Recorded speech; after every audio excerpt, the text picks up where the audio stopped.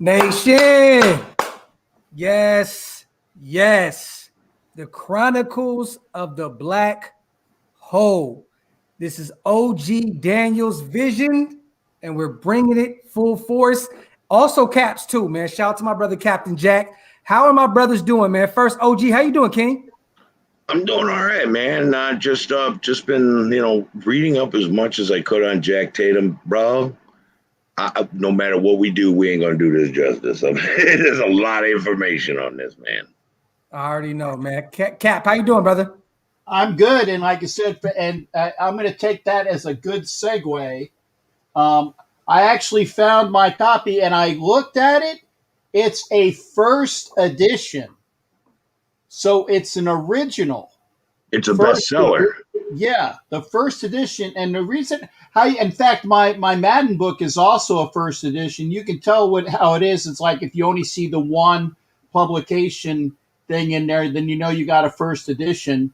And I got this at I was going through like a small town in Florida and went by like a bookstore type of thing, and I saw it. I'm like, ooh, I think I probably paid like 30 cents for this. Fire. So, wow. I first edition of this, and like I said, because OG was talking about reading, obviously the last portion is the Final Confessions, and Final Confessions has both of his books. The original, They Call Me Assassin, which is this one, and then he had a follow-up book, and then they put both of them together all in this. I've never broken the cover on this. Well, the second one was called They Still Call Me the Assassin. Right. They still call me the assassin. Wow, man. That's like one of my mom's cookbooks if you never cracked it open. Hey, 4 things real quick, because I see Raider Squid in the building. Let me say something real fast. Shout to my sister Isabel. We lost the sister that we grew up with this morning. Also, shout out, man. Look, we love you, Isabel. You already know, man. Love you to death. Show's kind of hard to do tonight because I got people hitting me left and right. I'm sorry, y'all in the chat gang, if my energy's not up. It's kind of crazy right now. But also, man, shout out to my brother Raider Squid. Right here, man. Got the shirt on. Suicide prevention. Love it, brother. Thank you for sending it to me, man. Also, Spotlight, I got your hat on tonight, brother. Get well, King. I know you've been in and out of the hospital dealing with some health issues. We love you. Just praying for all of you guys. And tonight is our Jack Tatum, the assassin, man. Right? It's the assassin. That's what we're doing. Yeah. That's what we're doing, right? I need this show right. tonight, man. So everybody in the chat, man, show some love. Our OGs are gonna break this thing down. So crucial, and I'm here for it. I need it tonight. My brothers, take it away, and I'm gonna mediate like I always do, and I'm gonna ask a few questions because I have a lot of them. But okay, let's go. One of the quotes from Jack Tatum that I loved, because this epitomized his game. This epitomized Raiders football at the time. He said, if the wide receiver's out there and he's thinking about me and he's trying to concentrate on catching the ball, he can't do both. It was a game of intimidation. The New York Times actually wrote in his obituary that he represented the game of violence. Jack Tatum, a lot of stuff he did is no longer legal. At all. You can't play the game like that anymore. Well, there was one guy who did it, Vontez Burfict. How'd that work? He was drafted in 1971. And that was a very good draft for the Raiders. He was drafted 19th overall, and Philip Villapiano was picked number 45 overall. But those weren't the best picks. The number one pick was the Boston Patriots picked Jim Plunkett first overall. And the Houston Oilers picked Dan Pastorini number 3 overall. In 1981, when Dan Pastorini had a 2-2 record starting for the Raiders, he broke his leg, got injured, and the crowd went wild because they wanted him out. They wanted to see what this Plunkett kid could do. Plunkett rewarded them by taking them to the Super Bowl that year. That was a great draft for the Raiders. Actually, I love the way how you said what this kid could do. Right. Because it's funny because Plunkett had been in the league for 10 years and I'm sorry, folks, if you don't know from my shows by now, okay, I'm going to be on the interstate, then I'm going to go on a state road, then I'm going to go on a county road, then I'm going to go on a dirt road, and I'll eventually get you back to the interstate, and hopefully you'll enjoy the process, okay? Or you'll end up in my house because I'm on a dirt road. or out in the woods, where it is. But they were saying is that Plunkett, when he went into the league with the Boston, again, notice the stating the Boston Patriots. Mm-hmm. They didn't go New England at that time. Going into the league, Plunkett went to the worst team and had the worst time there in Boston, a.k.a. New England, had no offensive line and just was totally nonplussed. He actually was thinking about quitting football before he was shipped out to San Francisco to be a backup with the 49ers. Mm-hmm. And then when the 49ers cut him, he went over to Oakland as like I said, Daniel was saying, to back up Dan Pastorini, who was abysmal in his start, broke his leg against the Chargers. And we all know, like Paul Harvey used to say, and by the way, if you don't know who Paul Harvey is, shame on you, and look him up too, okay? We all know the rest of the story. But getting back to what Daniel said, just because they weren't drafted by the Raiders didn't mean that they played an important role in the Super Bowls that would yet to come. And actually, and we'll get to this in a little bit as well, Jack Tatum played a very important role in Super Bowl 15, and we'll get to that later on as well. Let's go. Yes, Tatum was from the Ohio State University. He was a Woody's guy. He was one of the epitomes of what started them as having a devastating defense. Yeah, in fact, Woody Hayes wanted him to play running back, right? Because that's what he had played when he was the major player in New Jersey, and it was some coach by the name of Lou Holtz. Lou Holtz. Have I heard that name before? Yes, Lou Holtz was in Woody Hayes' staff and convinced Woody Hayes and said, "Hey, we need to put Tatum over at defensive back." And that is obviously where his forte was. There you go. Had to throw some Irish out there.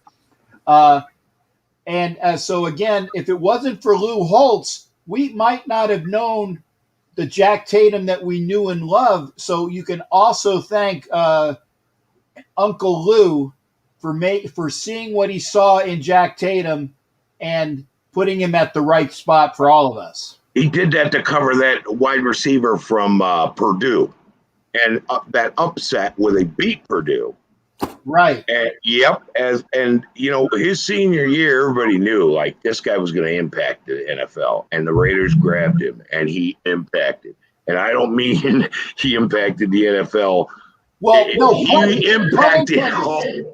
He separated you from your headgear, okay? Pun intended, for sure. Well, that 76 Super Bowl against the Vikings, and he hit Sammy White. Helmet went this way. Mouth strap went the other way. Sammy White went this way. He knocked him cold clean. Phil Villapiano once said, we used to have sideline bets. Is he going to get a stagger off or a carry off? And that was the bets they used to have on Jack Tatum. Like, is this guy going to come off the field wobbling from a concussion, or is he going to just knock him clean out? Yeah, and for those of you that would get onto, like I said, that when you used to have whichever gate that they called it, when Greg Williams, the defensive coordinator of the Saints, had like the bounty gate. There you go, bounty gate. They had bounties on players dating back for even the 60s and 70s. So again, the players of old, the Raiders of old. We can go back to Big Ben Davidson and what he used to do, okay? But the Raiders played that tough, fierce mentality, and yeah, they made bets amongst themselves, and they put it in a pot, and like the best hit would get the money and all this stuff like that. Because remember, folks, these guys were not making the amount of money that they do nowadays. Yeah. To them, it was kind of like a card game that they could control. If you could control the cards that are given to you, of course you're going to bet on yourself, okay? And so they would do that, and they would chip in the pot, and that's how they would supplement their income with the hits that they would put out. And by the way, that picture of Sammy White being disconnected from his helmet was the picture that I had Mr. Tatum sign before he passed. So that's the one that I have. See, I already hate you right now. That's jealousy. Hey, real quick, y'all. Real quick, man. Wipe them feet. Go subscribe to both my brothers' channels, y'all. Captain Jack's channel is lit. Go follow Captain Jack. It's on the bottom. It's in the comment section. Go follow OG Daniel as well. He has a new channel as well. And y'all, my name is not Larry. It's Josh. That's my real name. For those who ask it, I don't know where the fuck Larry came from. Larry? Where the fuck with Larry then? Fuck it. You know what? My new name is Larry. Larry? Why would he? No, he ain't Larry. Yeah, I don't know. Maybe because I got the bird nest. Maybe it's Larry Bird. Like, I don't know, but we're going to, yeah, it's not Larry. It's Josh. But go ahead, Kings. Follow my brothers, man. Their channels are fire. And eventually this show is going to their channels. So I need you guys to make sure to subscribe to both of them because this means a lot to us, man. I want our team, our guys, everyone that's Raider fans to know your history. You can't understand the present, the future, if you don't know the past, man. With that being said, y'all go ahead, man. Well, Tatum was part of the Soul Patrol, okay? The Soul Patrol was, Tatum, Willie Brown, George Atkinson, Skip Thomas. And I look at those guys, and it's really creepy because I see Jonathan Abrams, Mullen, Arnett, and Merrick. I think we got a Soul Patrol 2.0 coming. I'm not kidding. I'm not exaggerating. I'm not getting all fluffed up. I'm like watching these guys going, man, is that coming back? Is that coming back? Because if it is, pobre ti, NFL, you are fucked. Yeah. And also, what you got to remember as well, that on the Super Bowl team that beat the Vikings, they had a young pummeled the Vikings. Okay. Yes, 32-14 is a pummeling. The defensive back that they drafted that year, 1976, out of, and I hate saying it, but I will just for moniker's sake, the Ohio State University, was a gentleman by the name of Neil Colsey, who would definitely take over into that. He was like the young rookie that they had on that team. So he got a chance to learn with the best right there as well. And Mike Davis even was telling me when and may he rest in peace as well. May Jack rest in peace. May Skip rest in peace. Unfortunately, we're losing a lot of these guys. Yes. That when they came into the locker room and you went up in front of Jack and George, and of course, Willie, may Willie rest in peace. You had that knowledge that was given upon you, but they took care of you. Yeah, they might have had like the rookie hazing that you saw on a bunch of other teams. Wasn't as prevalent in Oakland because they respected you as a player. They didn't really, that's right, I'm on your channel. They didn't really fuck with you. I love I can say fuck on this channel as well. Talk that shit. There you go. I can definitely be say fuck. All right, watch your fucking language, all right? There you go. Both of you guys watch your fucking mouth. Go ahead. Okay, so I've seen this comment. No disrespect when I say this because obviously the game is played different. But do you think those guys would dominate today? No. No. Too small. Wouldn't be big enough to play in this NFL. And the rules would make it their hands were tied. The rules. At that time, we did dominate. Right. And have you guys ever seen or looked at the stats for George Atkinson? I mean, George Atkinson was, and I don't quote me exactly what he was, but I think George Atkinson might have been 5'9" and $150. Okay. Something, I mean, small. And I tell you what, George Atkinson doesn't get the credit that he deserves, and he was actually more maniacal than Jack was. Yep. George, I mean, if you've seen the videos where you see, and that's why when Chuck Noll said that there is a criminal element in the NFL, and he was speaking exactly to the Raiders, it's because the Raiders and George Atkinson in particular went out clubbing. And I'm not talking about going out to the club and getting some pussy. I'm talking about going out and using their hand, which was like the shade. With what they used to do, they used to take all the plaster of Paris, and they would, the officials would check you. And Ted Hendricks told me all about this as well. They would plaster of Paris their arms, and the officials would check. But the officials weren't there later on when that shit became as hard as fucking concrete. Yeah. Oh, and broken popsicle sticks wedged in the knuckles with the fucking little slivers would stick out when they hit you and make you bleed. Right. So George Atkinson and Jack would just beat the hell out of you. And, Skip was a hard hitter. Willie wasn't as much. I mean, Willie was Willie, and that's awesome, but Willie was more finesse. I will say that. Willie was a ball hawk. Hey, let me ask you guys this real quick. Let's get the chat gang involved. Top 3 hits of Jack Tatum's career. 1976 Super Bowl, Sammy White. Yes. Okay. That's one. Number 1. Got you. There was a play against Denver. And George Atkinson hit the wide receiver, and Phil Villapiano had said, I looked down, the guy's eyes rolled up in his head. I was like, oh, fuck, he killed him. And then, oh, shit. That hit on, even though Earl Campbell's got stumbled in for that Super Bowl, he cracked him so hard he knocked him out. Yes. Yeah. And I'm gonna throw a couple others at you as well. Some are more well-known, some are not, okay? I'm going to say, oh, shoot, I forgot the one I was going to say because I was going to get to the next one. Tatum, a lot of people bitched about Jack Tatum and the hit against Darryl Stingley. And I'm going to get to the elephant in the room right now, okay? Yeah. I'm going to get to the elephant in the room right now. First off, fuck you if you think that was an illegal or a dirty hit. That was not a dirty hit. That was a shoulder hit. Right. If anything, and again, may Darryl rest in peace as well, because Mr. Stingley is dead as well. Yeah.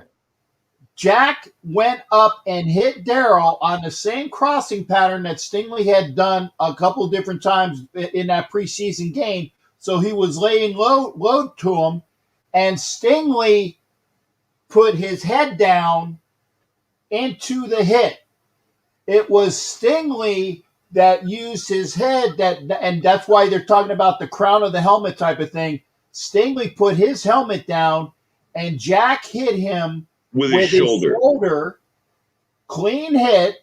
So for all you fuckers out there, I'm not saying Raider Nation, but all you fuckers out there that are Cheatriots fans, you better tell those fucks that you better watch the goddamn fucking video. So there's a GD and an F in one fucking sentence, okay? Okay, well, but he tried to apologize and talk with Stingley. Stingley's family told him he doesn't want to see you. Exactly. And that was the other thing I was going to get to.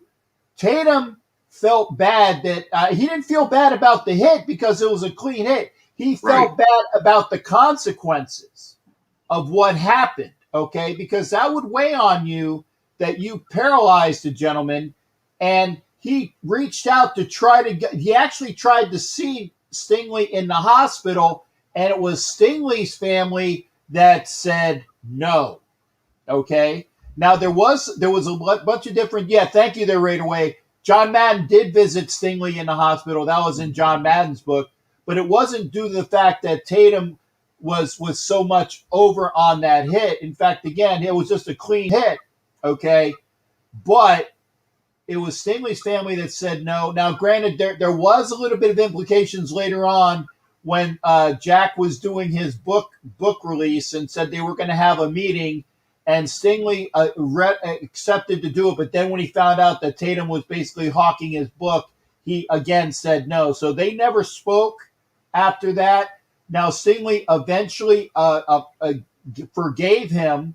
I mean, I understand the forgiveness, but honestly, and I'm not trying to, disrespect the dead, but there was nothing to forgive because it was a clean fucking hit. Right. Joey Boy, next year, you're talking about Stingley out of LSU, I think a cornerback. I think he's in the draft next year. I don't know if that's his grandson. Yes, he's related. He is a relative. And there you go. He is his grandson, but I don't think he's going to play for the Raiders. No, but he's a top 10 pick for sure. Right.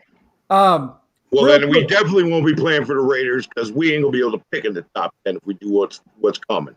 Santi, man, stop trolling, man. You the same guy that said Paul Gunther needed 2 more years. Stop saying it was a dirty hit, man. You said I was born in 2012. The trolling has to stop, King. Stop it, man. Where's my snipers at? Hey, real quick, both of you guys, a comparison in today's football.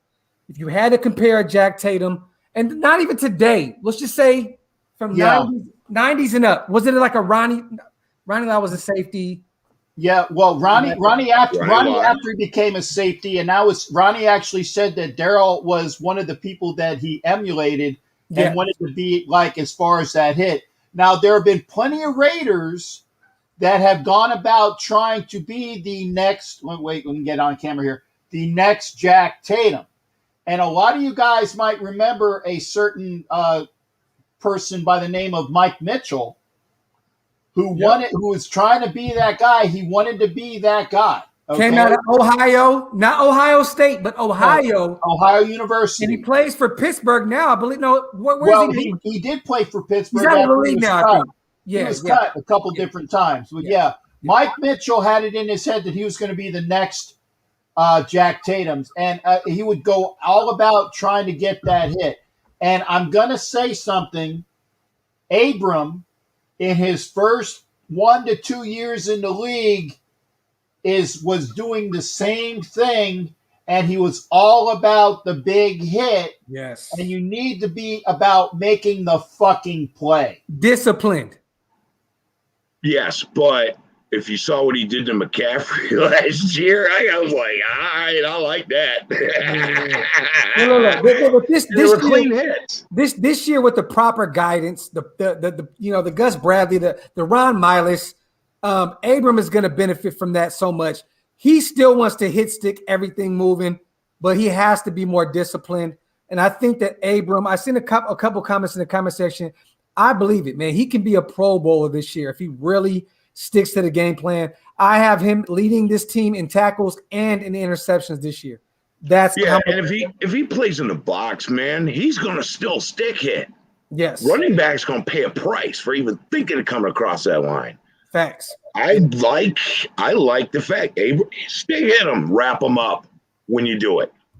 Yeah. That's all you gotta do, kid. You will be great.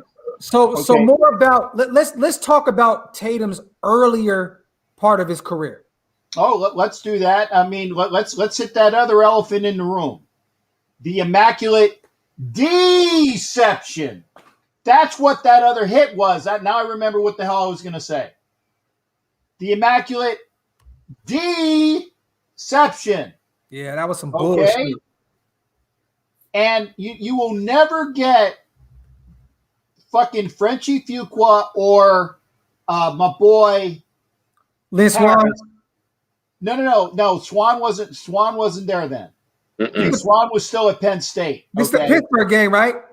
Yeah, the Pittsburgh game. Swan wasn't on that team yet. Got you. Okay.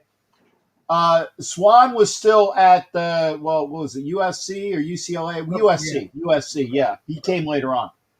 But Tatum hit Fuqua. Franco Harris. Right. No. Tatum hit Fuqua. I know, but Franco was there. Right. And Yes. Franco takes the ball that hits the fucking turf. That's number one. Okay. It was a trap, not a catch.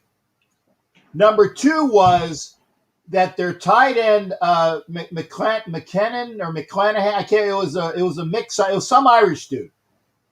Okay, he clipped Villapiano. It wasn't called. Okay, and then because Harris trapped the ball. Now at the time, The game was over. well, yeah, but at the time, if an offensive player touched the ball to another offensive player, in the NFL rules back then, that was not a catch. You can't go offense to offense. They took that rule out of the like a couple of years later. And there was a thing on ESPN, BSPN years ago where they did like the science of the Immaculate Deception, and some guy said, well, based upon the quadratic equations of how hard Tatum hit the gentleman and how the ball bounced up and yada, yada, yada. Fuck it. I don't give a fuck. Facts. Okay. It was a trap. It was a penalty. And if you guys see the hit, by the way, Tatum, his first year in the NFL, wore the number 31 because 32 was not available. So if you see in the video at the very end where he's running after Franco, it's 31. That is Jack Tatum. Didn't quite make the tackle on it. And what they were doing is they were actually trying to see that if the game was going to run out of time and all that other shit. And I think we've already on other shows said that when the referee did not put his hands up for a touchdown. He did not put his hands up for a touchdown. Because it wasn't. The dugout, called somebody. He called New York. He told the officials around there for the security teams that, hey, how many guys do you got here? And the guy said about 12. And this was in Pittsburgh. Everybody's fucking blitz drunk with 12 security guys there, knowing that if they would have called what they should have called, which was a trap, bullshit, all that other shit, that the officials would have been literally, I think they would have been drawn and quartered. Okay. They would have been beaten to a pulp. So the referee comes out of what was the Pittsburgh Pirates dugout, puts his hands up. Where's my camera? Puts his hands up in the air and reaches for a touchdown. That is true. And that is, again, that's the other elephant in the room. That's the other hit that I was going to say by Tatum. The Sammy White hit. You have the Immaculate Deception hit, and there's plenty of other hits. But oh yeah. Yeah, I mean, for me to say what was my favorite, all of them were. All of them. Hey, let me ask both of you guys real quick question. Do you guys have any how do you guys feel about the relationship, if there was anything out there between Al Davis and Jack Tatum? Like, was there any? Because I know Al was very hands-on. Yeah. Was there anything that was known with him and Tatum? Because I know Al loves those kind of players. Right. No, that was it, man. That's an Al Davis kind of guy. Yeah. That I know of. There's something else early in his career that happened. See, a lot of people don't know this. Jack Tatum also was a ball hawk. Jack Tatum caused was grabbed and recovered a ton of fumbles. In 1972, when they played the Packers, Jack Tatum recovered a fumble in the end zone and ran it back 104 yards for a touchdown. That record is the record for the longest fumble recovery in the NFL. It was tied by Aeneas Williams from the Cardinals in 2000. Yeah. But Jack Tatum owns that record. And a lot of people don't know. He picked a lot of balls off. He got a lot of interceptions, and he got a lot of fumble recoveries. Yeah. And we're talking fumble recoveries. We're talking about the stat, I think, was like he had in his career, I think he had 136 fumble recovery, or no, Yeah, 136 fumble recoveries for 736 yards. This man created havoc. No, it was 136. No, he played in 136 games. Right. He had 37 interceptions, 10 fumble recoveries in his career, of which he had the one for the touchdown, which was the record. Right. 37 interceptions in his career, with the most being, was in the 77 season where he had 6 of them. And again, all of his years in Oakland, except for the last year when he was traded to Houston. And I'm going to throw it out there now, just because we got this is a proper segue. The trade to Houston for Tatum, it was Al traded Tatum to Houston for Kenny King and a draft pick, actually 2 draft picks.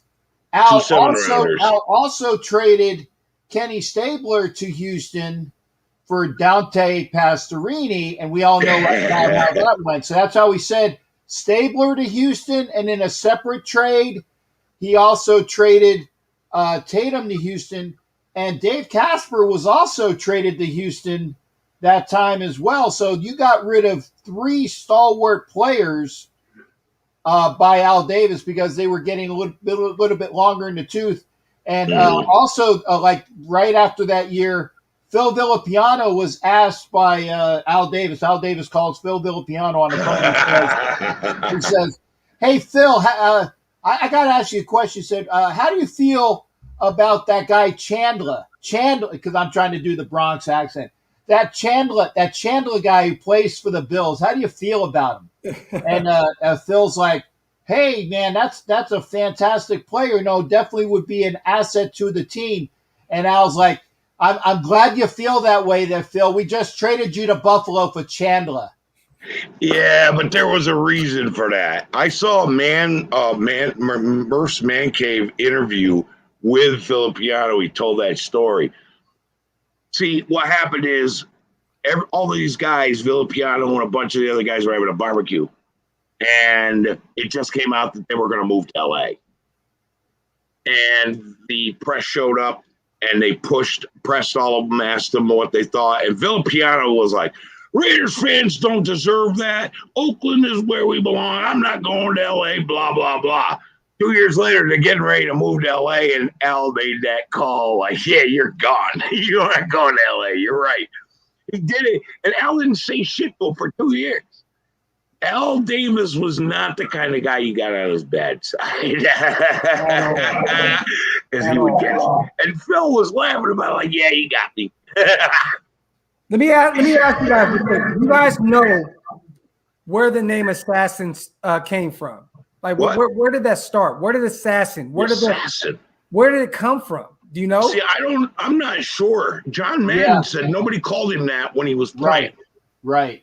I actually was trying to look that up as well, and I can't find out where it originally came from. Obviously, the moniker was given to him, but again, nobody called Tatum the assassin in the locker room. And by the way, I'm going to spread some knowledge. I think it was the media. I think the media started that. I'm going to spread some knowledge here as well. If you ever get a chance to talk to Mr. Lester Hayes, okay, do not call him, "Hey, it's Lester the molester." He fucking hates that. Do yourself a favor. I would never do that. Do yourself a favor and never call Mr. Hayes the molester. He hates that moniker because obviously in today's day and age, that has a very negative connotation. Yeah, but it came from Hustler magazine. There was a cartoon back then. Yeah, no, Chester the Molester. Lester the Molester. Yeah, Chester the Molester was a very funny cartoon, by the way. Not that I've ever seen it. No, but Lester Hayes did not like that name. And Jack Tatum liked the name the Assassin, but it wasn't. They didn't call him that in the locker room. It was the media who was calling him the assassin. Right. They gave him that nickname. Suitable. And then, there's NFL players who said, if anyone, there was an NFL player, and I forgot who it was, old-time guy, he was like, well, there's no one out there in the NFL trying to kill anybody, but if there ever was anyone who was, it would probably have been Jack Tatum. I don't think that's the truth, though. I really don't. I never knew also. People said he was one of the kindest people you ever met. Yes. He had this really scary look in his eye. Yeah. Right. So and I personally know his nephew. His nephew is the vice president of the the Jersey Shore Raider Boosters, a fantastic photographer, and I've gotten a chance to know him. Great gentleman, and always speaks kindly of the fact is how great his uncle was. And I tell you, in New Jersey where Jack grew up, they knew how awesome he was. The game that was from his high school, I was like the big rivalry game. It would be like the Jack Tatum week game, and they did just recently, within the last couple of years. Yeah, Passaic and Clifton. Right, they had to change the name of one of the streets to Jack Tatum either Street or Jack Tatum Drive. So they named one of their streets after Jack Tatum in Passaic. Yep. They did. Born in North Carolina, played for us for about 8 years, went to Houston for 1 year, ended up dying in 2010 in Oakland. So he ended up still staying in the town where I think that he just knew, like, he personifies the Raiders. Like, I don't think there's any other place where Tatum could have laid and went home. You know what I mean? Like, he died in Oakland. Like, that's crazy to say in 2010. Well, he died in Oakland. He was awaiting a kidney transplant which never came because he has diabetes real bad, which took out like actually took out both of his legs after a while. It took out the foot and then the knee on the one, and then took out the second leg. So he lost both of his legs, at least below the knees, to diabetes. He had, and again, I had diabetes, so I definitely, I can, think about that as well. He did have the heart condition as well. So, at the very end, and then he needed, because of the diabetes, he had kidney failure, which is why he was on a waiting list for that kidney, which unfortunately never came. Yeah. He had a lot, man. Super Bowl champ, 3-time Pro Bowler, 2-time second team All-Pro. This guy, man, he got a track record, 2-time national champ, 2-time consensus All-American, 3-time first team All Big Ten. He had a monster career at Ohio State as well. And the College Football Hall of Fame as well. Yes, exactly. You want to hear the shameful part? Not in the NFL Hall of Fame. It's because he's a Raider, man. It's because I honestly believe that because of the hits that are illegal now, I think because of Darryl Stingley, I think there's a lot of reasons why the NFL is doing the whole nope. Yeah. And it's a shame. But they weren't illegal back then. So how can you how can you do that?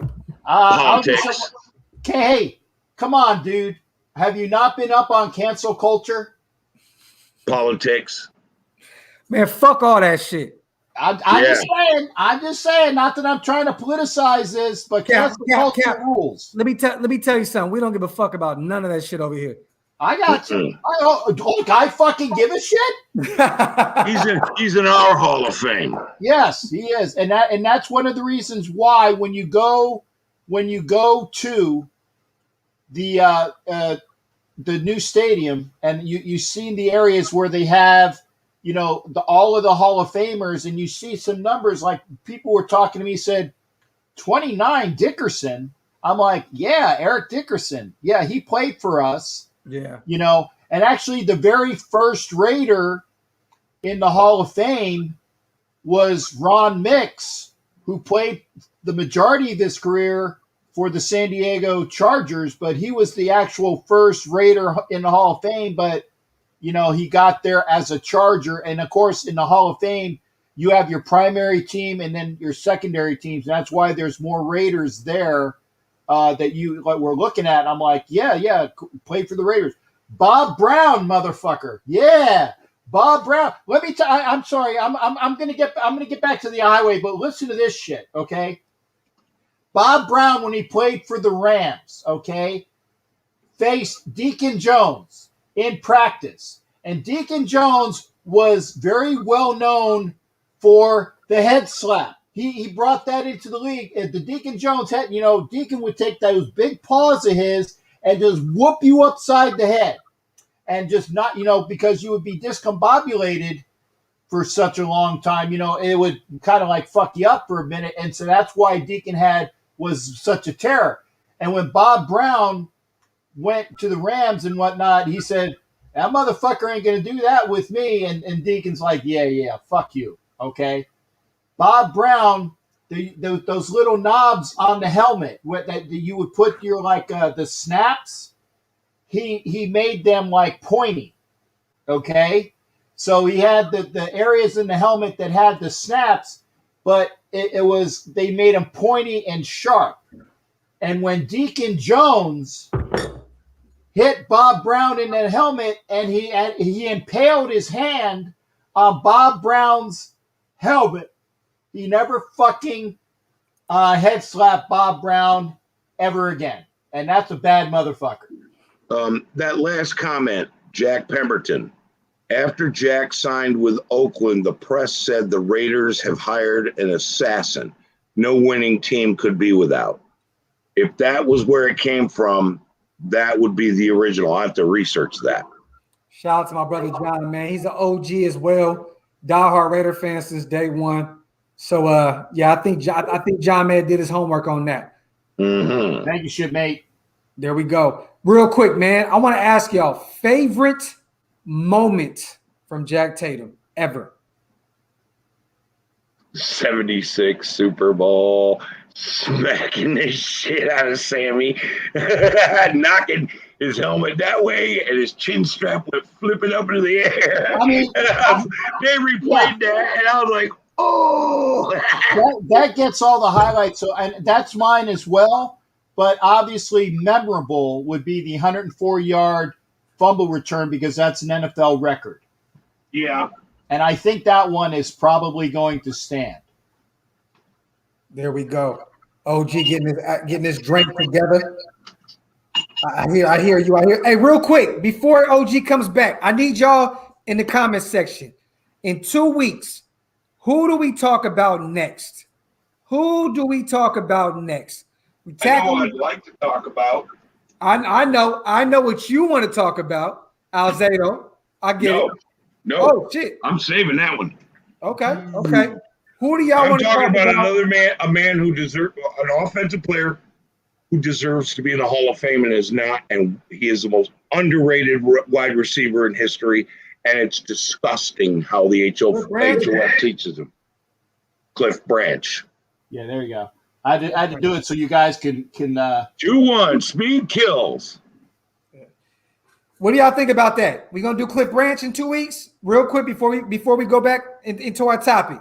I think Cliff Branch would be a perfect topic because that is probably it's not probably. That's my top 2 receivers of all time for the Raiders. One of the biggest disservices to one of our players. Yes, it's Timmy and it's Cliff Branch. Those are my favorite wide receivers of all time, ever to play for the Raiders. I like other guys. Don't get me wrong, but those are my 2 favorite guys. Oh, we ain't done. We got a lot of players to talk about. We're talking about since 1960. We got a lot of players to talk about.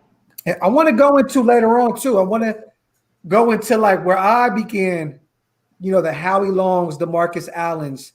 I want to do that later. We're going to do that later. You know what I mean? By that time, this is going to be on y'all channel, and there's going to be 1 million subscribers, and we're going to be like whatever. So it is what it is. And like I said, and thank you for that there, Graphic. Like I said, folks, we're here right now, and you're getting it from the man's channel, and we appreciate the fact that he is sponsoring both myself and Daniel on his channel. But we're going to take this over to our channel. So you got to subscribe to us if you want to continue to have this great fucking talks that we do, because OG Daniel and I are going to be doing this every other Tuesday. And then on the every other Tuesday, I got on with the Captain and Wenches show. And those are three ladies that know their fucking shit. But those ladies have forgotten more than y'all know on purpose. Okay. Right. And they are very, very knowledgeable. So make sure you're hitting our channel. Make sure you get over to OG Daniel's channel. Please come over and visit me. I love to have everybody come in. I obviously talk Raiders, but if you people ain't talking Raiders on my show, I'm going to talk sports. So shame on you if you're not coming over there and fucking blowing my phone up. Hey, hold on. Fuck all that. Go follow Captain Jack ASAP. Go follow OG. I want to see them at least get 50 to 100 new subscribers tonight. Talk that shit. And yes, Raider Way, I appreciate the comment. I actually got a fire show on the way as well. Great Gatekeeper Graph. That's the new name, man. Gatekeeper Graph. That's what we're doing, man. Because we have to protect our nation. We have to make sure that, you know, our nation knows everything, man, from the past to the present to the future. And these guys are here to provide it all. They don't just talk about old school shit, y'all. OG and Cap will talk that shit about the team we have right now. So don't think you guys are going to subscribe to their channels and it's all old school shit. We don't do that. Everybody, we talk about the team we have right now, the present roster and the past as well. So don't think you guys are going over there and just getting some old shit, because that's not happening. No, and I don't have enough subscribers or hours to go live. So I'm just posting on my little stupid videos, and that's cool. I got Deadly Pegasus. He's on this right now. Been helping me out with my banner, logos, content, and he wants me to do some voiceover on some of the videos he's creating, and I've got some ideas on what it is. But hey, let me tell you something real quick though, OG. You can go live right now. I told you, StreamYard. Call me after this. Yeah, absolutely. If I can go live, shit. You can go live right now. Oh, hell yeah. I didn't know I could do that. Hey, I told Daniel this and said, dude, I need to know your information for the channel, because when I push it, I'm pushing it on my channel and his channel at the same time, and I need to know that shit. Okay. I'll get that to you, and I will call you, because I'd like to be able to do a lot more. Plus, I got some ideas for some videos, and I'm learning to use certain editing software. There we go. I got an idea for a really killer video where you're not going to see my ugly face. It's just going to be a cool video. Hey, Terrence, thank you for putting. My brother Terrence, man. Always. OG's right there. Thanks for the support, man. I appreciate it. Yes, no, but this is the thing. High five. I like that you said that. But listen, we have to get him to 1,100 subscribers in order for him to get donations to his channel.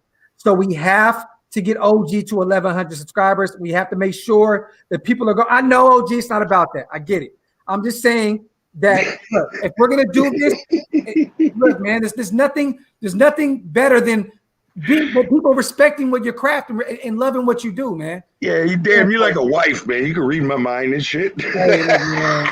Hey, I'm your son, man. I told you I'm your motherfucking son. Okay, well, I'm going to be pushing that ball deodorant and have promotion code OG Balls as 80% off on Manscaped. We're doing that. Hey, when you get over to the channels, like I said, I give away good things on my stuff. When you do it, make sure you get over to Daniel's channel so he can do the same thing. I got a trunk full of stuff. I'm not going to call it shit, because there's nothing that is Raider related that is shitty. It's all good stuff. I got a trunk load of stuff that I give away for when people send me donations, and I'm waiting to give them away to you. So again, we do these one winner, one prize all the time. Just keep coming over. Send me those donations. Get Daniel up over there for his subs so we can do that shit too. Yes. And we will party like it's 1999. Hey, real quick. But is that your Captain Jack Rackham channel or your fans only page? No, my only fans is, but Jack come out the OnlyFans like. yeah, my OnlyFans. That's right. That's true. And Dirty Raiders, thank you for subbing over here, baby. I really appreciate it. Hey, real quick, before we get back into the Tatum talk, we're going to get back real quick. I want to do at least 10 more minutes on that segment, and then we're going to get a couple of questions in because some people want to know your favorite players right now. They want to talk about different things. Let's get 10, maybe 15 at the most, more about Tatum, y'all. I want to hear your final thoughts. Why do you think, outside of, we know why he's not in the Hall of Fame. We know the kind of wreck that he put on the league. We know the dirty talk. We know all that, but it is what it is. But leave some more thought. I want people to understand why Tatum is a top 10 Raider of all time, period. Oh, definitely. Unfortunately, when you look at because people are all about sabermetrics, which is stats, okay? Mm-hmm. They look at stats and they look at either your numbers or what you Jerry White won a Marcus helmet from me, so I do give away good stuff. But they look at sabermetrics, and Jack's sabermetrics are great, but they always look at, well, he didn't really do this, and in that era, he was up against that. You got to look at the man during the era. Like I said, all of those Pro Bowl berths, all the times he was an All-Pro, because there was two different things, okay? There was All-Pros and Pro Bowls, because that's two different things. All of those stats, and the fact that he is a record holder for the longest fumble return, and people know about the Raiders because of the hard hits that Jack and George and Phil Villapiano, who doesn't get enough credit, my man Ted Hendricks. Obviously, we talked about twos last week. We're going to talk about Alzado upcoming. We're going to talk about Howie. And somebody who doesn't get a lot of credit is fucking Greg Townsend. And that is unheard of because Greg Townsend has the most sacks as a Raider. You guys probably thought it was Howie. No, 17 in one season, right?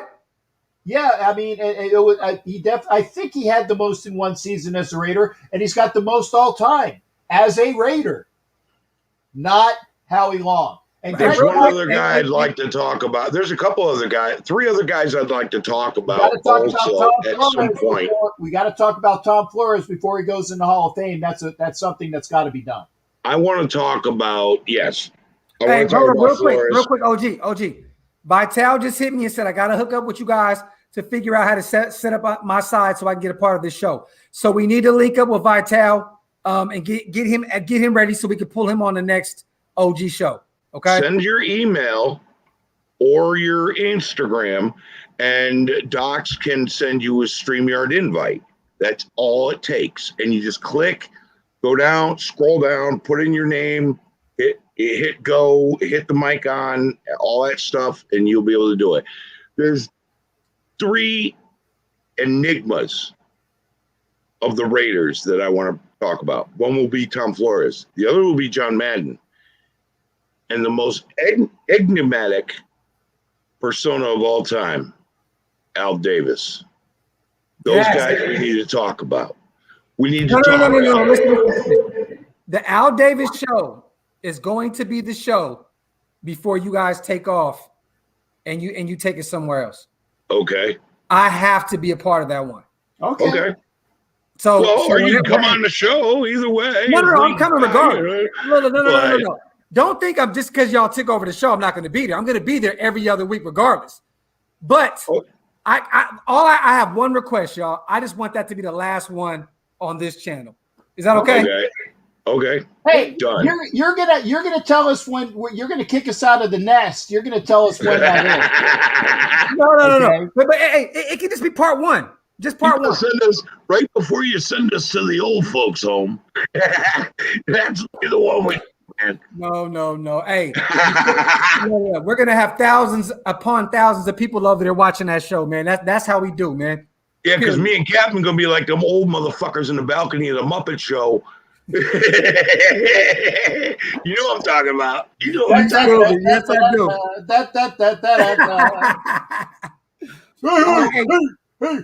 Go ahead, man. Let's get some final thoughts on Tatum. Let's get some questions, man. Let's get some questions. Let the audience. Let's. What do you got? Real quick. Start with Cap. Who's your favorite present Raider right now? Probably because I see how valuable he is. It's 1 and 1A. I gotta say Josh Jacobs, with the 1A being Darren Waller. And that's no disrespect to our quarterback, because I know that things don't run without the quarterback, but I love Josh Jacobs as far as his attitude and what he brings to the franchise, and how he played through the pain his rookie year. He should have been rookie of the fucking year, and that was a rob that he didn't get it, okay? And Darren Waller, because of what he brings and the fact that he has overcome his substance abuse problems, gets me every fucking time. So those are my two favorite Raiders. And normally I'm a defensive guy. I love the defensive guys, or I love the linemen, because I'm a lineman myself. But normally it's those guys that don't get enough credit. But I have to say right now, Josh Jacobs and Darren Waller right next to him. OG, I know the answer to yours, but I want to hear it one more time. Favorite Raider right now? Greg Olson. Hey,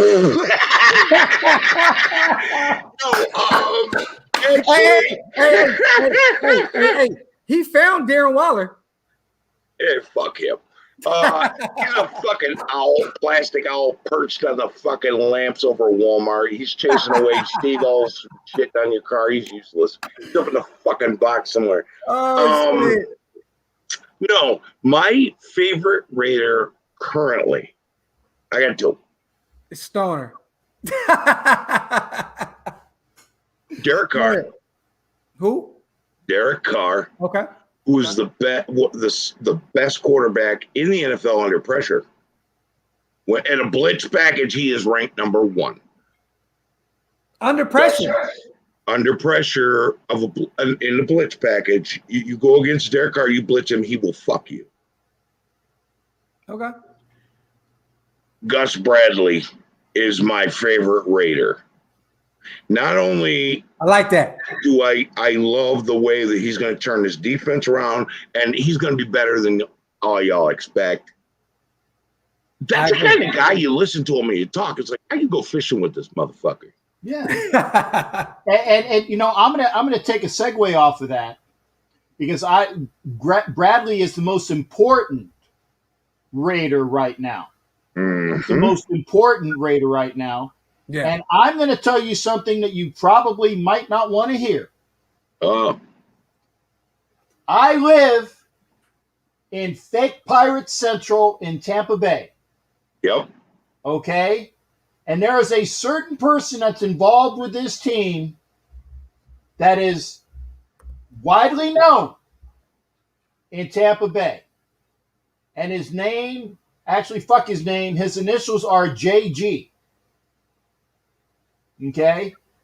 And if that person, who, by the way, is a very nice guy who I've met personally and I got pictures with, very personable, fucking awesome. But that doesn't take away the fact that this person with the initials JG needs to stop being so goddamn motherfucking conservative, because talk that shit. Take away wins when you don't keep the fucking foot on the goddamn gas pedal. Okay? I'll give you a game. And I hate the motherfucker, but I respect it in a kind of way as well. When we played the Ravens a couple years ago and they were kicking our ass, and Harbaugh ran a fake fucking field goal when they were up by about 28 fucking points and for a touchdown. He kept the foot on the gas. And I hated him for it, but I respect the fact that he says, fuck you, I'm going to score as many points on you to make a point. And that is what needs to be done with the Raiders. And if JG needs some help offensively, I'll come out there. I'll help him with Tom Cable because I'm an offensive line guy, but I will do anything I can to help him be non-conservative and do some things that fucking work. Thank you. Shout out to my brother Spotlight, man. For those who don't know, I shouted out my bro ahead of time. I said I'm rocking the hat, man, so my brother gets healthy. He's been in and out of the hospital, man, dealing with some health issues, man. So y'all say some prayers for our brother Spotlight. We hope you get back ASAP, brother. We're looking forward to more content as always. And another question real quick for y'all that I'm getting in the comments section. One more time real quick before I do that. Squid, suicide prevention shirts, man. Love it. I love it. I got mine. My wife wants one now too. I got to order another one immediately before she takes mine. That's just how this shit go. Who is the most one apiece, y'all? Matter of fact, one apiece on each side of the ball. Let's do this. The most underrated Raider ever. Cliff Branch, wide receiver, Oakland Raiders. Okay. Offense. I'm gonna go defensively. Greg Townsend. Yep. Okay. I like that a lot. Okay. Offense now, Cap. Who's your offensive guy? I'm going to say a name that you guys probably don't know. And you might have to look him up. Mike Siani, Penn State University, wide receiver for the Raiders in the 70s, was a stalwart player. Okay. And actually, he has a book as well. I can't remember the title of it, but Mike Siani, I think somebody, I got him to sign it for me. But Mike Siani was, because he played with Cliff, he played with Fred, and he played with Bob Moore, the tight end, who played with Raymond Chester and all. But Mike Siani, underrated. Okay. As a Raider. And I'm going to give you another one as well. Sebastian Janikowski. No. I'm going to give you another old guy as well. Hewitt Dixon, running back. Okay. Hewitt Dixon. Damn, you went back. I'm old. I see a lot of Don Mosbars. I see a lot of Art Shells. Well, and by the way, I'll give you another. Well, not that these necessarily underrated, but a very close personal friend of mine who can sing his ass off, and that's Henry Lawrence. So make sure you go and support Henry when he goes to any of your events, because not only is Henry accommodating and is so wonderful, he can sing his ass off, and he will put out some jazz and blues and be the life of your party, and that is Henry Lawrence. You tell Henry. The fucking Carolina wine mixer. Yeah, you tell Henry that Captain Jack sent you. The fucking Carolina was it the Catalina wine mixer? Talk that shit. Hey, OG, defensively. As long as Jack Tatum ain't in the Hall of Fame. You can't say that. Jack Tatum. But that's easy though, man. Well, he's underrated. I'm gonna go with Jano on the offensive side of the ball because I still think he still owns the record of points for the Raiders, right? I mean, Janikowski, yes, is offensive player though, right? Or special teams. He's off. He's considered an offensive player because he makes right. You said defense. I like Namdi too. I like Namdi because once he left us, he wasn't shit. I think Mike Haynes is another one. Ooh, I like that. I like that pickup. I mean, him and Lester Hayes were the best freaking duo of all time as corners. They both have a tie as a record, 13 interceptions each in one season. I think Lester Hayes. I think, well, everybody's like, oh, Stickum. Fuck you. No. Everybody had Stickum. No. Everybody had Stickum. Yeah, they put it all over themselves.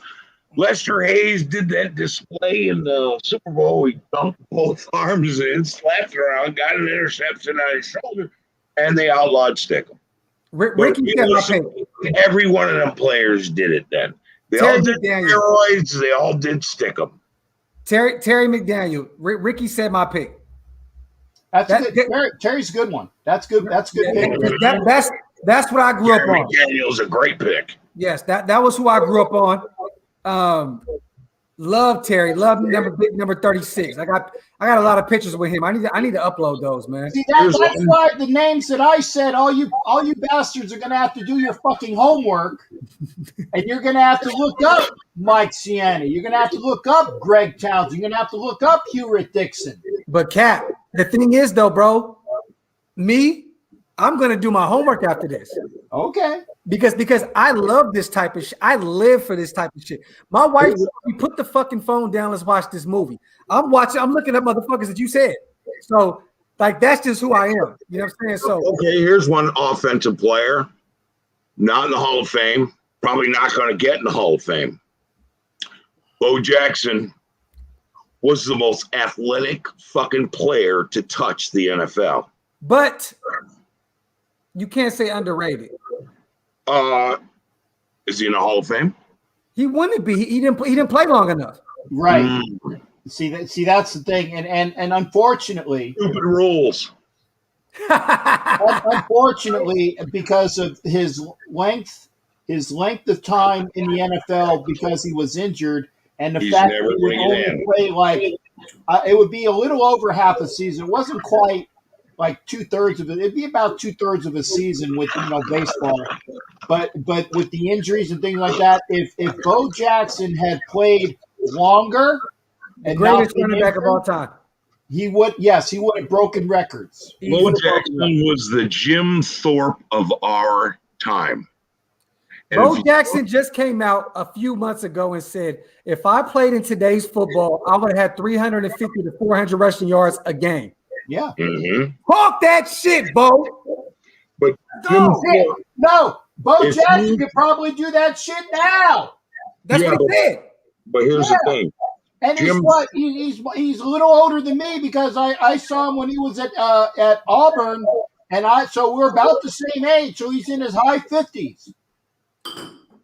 Hey, let me tell you something real quick, Cap. If you know who Jim Thorpe is, Cap, you older than have to look up Jim Thorpe. Because Bo Jackson was the Jim Thorpe of our time. Jim Thorpe, I agree, was the greatest athlete of the 1930s. No, before that, in the 20s. 20s, right? Yeah.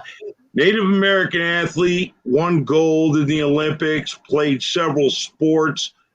A lot of stuff stripped from him just because of color, just because of race. Yep. And he is so great, and I am so old and so knowledgeable that his town in Pennsylvania changed their name from Mock Chunk, which was what the name of the town was, to Jim Thorpe, in honor of Jim Thorpe. There used to be Mock Chunk, but now it's called Jim Thorpe. And if you go back and look at Jim Thorpe's history, you're going to be like, this guy's not fucking human. This guy is a X-Men. Okay, Jim, and don't get me wrong, I didn't watch this guy play. He was from the 1920s. But if you look him up, hold on. You mean to tell me you wasn't there? Fuck off. Oh shit, my fault. I ain't that old. If I was that old, you'd be looking at a pile of dust and not OG Daniel. I'm 121. Yeah, I'm Hey, only hey, 121 years I old. aspire to hit an age that begins with either a 7, but I'm right now I'm trying to aspire to hit an age that begins with a 6. And let me get there first. There you And go. then if I get to a 6, then I'm going to aspire to hit a 7. There And you if I get there, I will be the happiest fucking person in the world. Because I just want family to. history sucks. I just want to see my grandbabies, man. That's it. I want to see my grandbabies. I feel like I lived 12 lives already. I want to see my grandbabies, man, as long as I can, and I'm good, man. But that look, all of us, man, the Raiders, we're gonna live until we see a ring. Fuck that. A few of them. Well, there are people Soon. there are people that have told me this, and I'm telling everybody in the crowd here. Said, God forbid that I don't live to see it, that your requirement as a Raider fan, as a member of Raider Nation, is to come to my grave and put some sort of memorabilia on the next Super Bowl win. Put it on my. It'll be a military. It'll be a military gravesite because I'm going to be buried in a military gravesite. Put that Raider banner or something from the Super Bowl win on my headstone. Let me tell you something, Cap. I love you, brother. You have at least another 40, 50 of them, man. Oh, I love you for lying your ass off, but You're not going. No. Fuck that. Fuck that. You're not going nowhere, man. Hey, there's too much life to live. OG, I just watched my OG Daniel beat cancer, man. You can't tell me nothing. I aspire to live a life that I don't need a fucking vacation from. 2 years from now, my wife and I plan to buy a sailboat. We're going to live on it. We're going to travel around the world. And I'll have Starlink. I'll still be here. But when I die, they won't know about it for 2 or 3 years while they find some tattered sails and a boat drifting around with my mummified ass hanging over a helm's wheel with a half bottle of rum. And when they bury me, I don't want you to drop off nothing. Just come by and look because I'm going to have on my headstone, hey, my phone's on, call me. And that's it. So motherfuckers 100 years from now will walk by my grave and laugh their asses off. Hey, well, Captain Jack got the boat. He got the wrenches. He got the winches. Look, y'all good. Y'all got a life over He got a pirate ship. I'm getting a sailboat. It's all love, man. Let's get a few more questions in real quick. Please, questions. I want to answer people. I want to be able to give you all the information you need. Yeah, let's get some questions in real quick. Rob says, "Oh, we're winning the ring very soon. Going to shock the world. Just you wait and see. I'm praying for that, King." True that. He's right. Says, Rod Martin, simple and plain. That's a good one. I like that. What was robbed of his MVP in Super Bowl 15. Was robbed. And Rod Martin is underrated as shit. Yeah, and a very awesome guy to hang out with. Him as well as I'm brain farting his name. I'll get back. Keep on talking. I'll get it. Bluegrass says Cap got the Goats jersey and he's a vet. Cap, love you, brother. Thanks for your service. One vet to another. Bluegrass. Thanks, Bluegrass. Appreciate you, brother. My brother. Watt says Kenny King and who was traded? Who was traded? Houston. In the trade that went Tatum to Houston, and we got Kenny King. Yep. Yes, Kenna. We are live, King. We are live. Shout out to Kenny King too, man. My brother Kenny King Jr. will be on the show soon. We had to redo it. This was on me. This was my fault. My brother was ready to do a live. I had some shit pop up with work, but we're gonna be doing something soon, man. So shout out to my brother Kenny King Jr. Vital says Steve Wisniewski, 8-time Pro Bowler. Yes. Look, that was my guy. I grew up on Steve Wisniewski. And that's why I said Steve, I have no clue why Steve Wisniewski is not even in the talk of being in the Hall of Fame. Yep. the talk of being in the Hall of Fame because there are plenty of guards in that era, and they've had a hard time. And I can't remember the guys' names, but there've been like 2 or 3 of them recently that have been in the conversation, and they're going to get those guards in there. But Steve Wisniewski should be on a ballot, and I don't know why they haven't done it yet. Talk that shit. Clifton, yes, I've already had Murph on the show. With me. Me, Cap, and Murph. But we will have Murph again. I talk to Murph like all the time, man. And he's such a good guy. I fuck with Murph heavy, man. Shout out to Murph. His energy is through the roof. I love him. He's a Raider. That interview he did with Phil Villapiano was amazing. There you go. Now I need to go watch it because I have not seen it. Yeah, well, and tell Murph that I'll be more than that. I want to do something with Murph sometime soon as well. There we go. I'll line something up. For sure. High Five Freddy says, "What's your thoughts on Romanowski as a Raider?" He had should have been a Raider earlier. Yeah, he should have been a Raider from the jump. It was easy. It was easy to hate him because it was a Bronco for so long, and he talked so much shit about the Raiders. But then when he came over, look, you see now he's still a Raider. He still does TV shows. Yep. Look, he's a Raider. You don't even talk about the Broncos no more. This is what I love about what we breed. Folks, you guys are missing the best portion. Is that Romanowski was an Eagle? He was a Niner. Yep. He was a Bronco. Yep. So he had a lot of teams before he was a Raider. Okay, and people only remember him as a Raider and as a Bronco, but he played for the Niners. He played for the Eagles, if I'm not mistaken. Shout out to Willie Wayne. He said, "Thanks, OG and Cap. You guys are legends." Thanks, Willie. Make sure you come by and see us. Subscribe to both of my brothers' channels. They're down on the bottom. They're on the ticker. Go follow Captain Jack Rackham and OG Daniels' page, the Chronicles of the Blackhole, man. Please subscribe. Terrence has been putting the links all through the comment section, so make sure you guys go subscribe. Raider Ruckus, what's up, my brother? He said Alzado was a Bronco too. Yeah. Alzado was a Bronco and a Brown. Yeah. Yep. But he went out a Raider. Yeah. Romo cool, man. He was a nut. For real. Fast. Why? That's facts, bro. Real shit.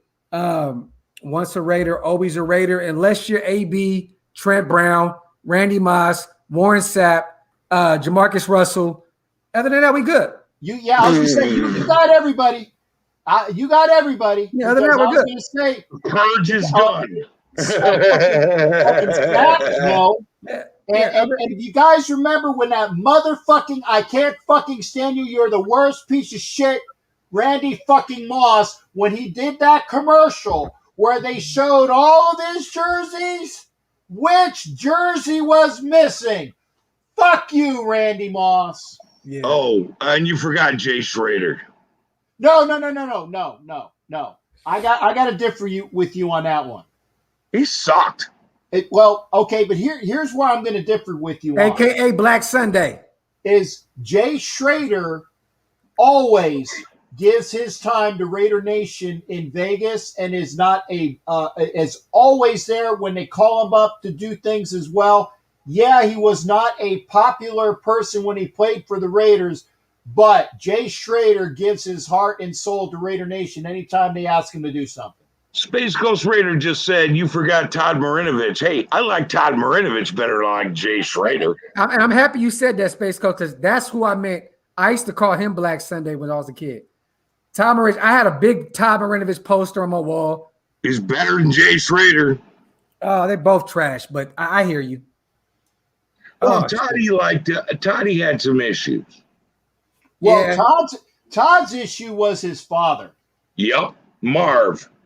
That is the reason why Todd Marinovich was as fucked up as he was. And I'm going to say it was environment. When you make your kid robo quarterback, okay, and feed him all of this and put him on the diet, put him on the exercise program, but basically brainwash him to where you deny him his chance to be a person, that is on Marv Marinovich.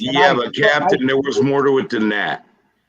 There was a guy I played in semi-pro ball who played with Todd EM in high school, who he said something, it's secondhand information, so I can't say this is true. But Marv would come in and shoot him up before games. Yeah. And who's that on? Who's that That's on? Marv That's on Marinovich Marv was fucking a Marinovich. lot worse than people say. Right. So that is why I said you can't blame Todd Marinovich for his downfall. It's Marv all Marinovich on was his his father. downfall. It's Well, all he on his selected a father. model who was 6 foot something to have the perfect child. I mean, the guy was nuts. And don't get me wrong, Marv, great Raider, bad father. No, he'd have to improve 1,000,000,000% to be called a bad father. He'd have to improve to be called a bad father. Okay, well, he was a horrible father, great Raider, but horrible father. And I feel bad.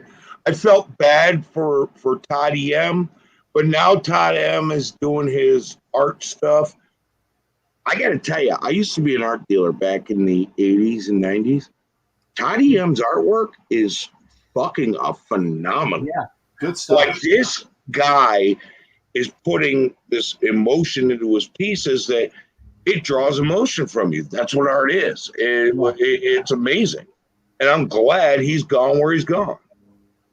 Shout out to Pacey real quick, man. Shout out to you, my brother. He said, do you guys see any similarities in our legends and any current Raider players? If so, who and what are some that's crazy you said that, Pacey. Yeah, because OG was talking about it. I'm sorry. Tatum and Jonathan Abram. No, I was talking about the Soul Patrol 2.0. Yeah. I think we got it in place. Yeah. Merrick Mullen, Abram, and Arnett. We made it Soul Patrol 2.0. Look out for Isaiah Johnson this year.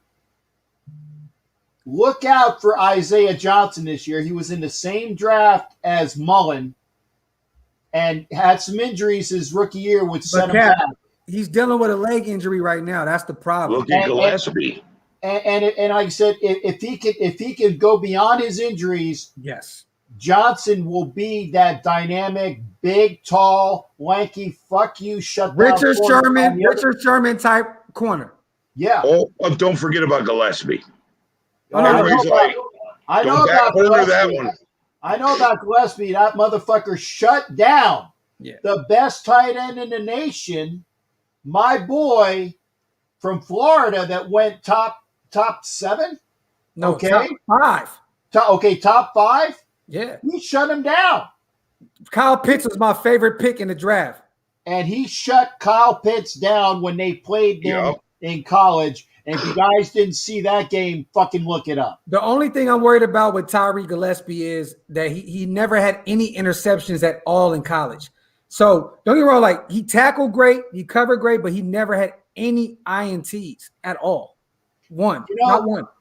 You know what? I'll take the tackles great, covers great, and plays the game. Other than because if you do what you're supposed to do, other people will pick up the interceptions. Facts. Right. And just like Mullen, remember his first year? And then after that, he got that interception, and now people consider him dangerous. I'm telling you, man, these guys we got them. We developing them. They're getting better. They're starting to bear the fruits. I wanted to show my no passing zone poster, but it's got too much stuff in front of it. So I'll have to put it up another time. You know, they talk about the no fly zone, the no passing zone. Hayes and Haynes, McElroy, and Mike Davis. That is a Nike poster that I'm so happy that I have framed in my room. I got 2 questions real quick before I go in here and lay my head on my pillow on some Tony shit. Robert says, say OG and Captain, did you know that Ian Kamosi, I don't know, knew what Bo don't know? Here comes the hot. What? All right, Rob, you kind of lost me on that, King. I'm gonna go to the next one. Yeah, that's over my head, Rob. I don't understand that question. Sorry, Rob. It's like, do you understand the words that are coming out of my mouth? No, we don't. Shout out to my brother Rob. Kenneth says, what team is the best Raiders team ever? 76 for me, 9 Hall of Famer players. Most of these kids don't remember. Jack, obviously, that team, which was, I think, was 13-1. They had one loss, and it was to the Patriots. And kicked their ass in the playoffs. And well, they beat the Patriots in the playoffs. I ain't gonna say it wasn't kick their ass, but they won. They won.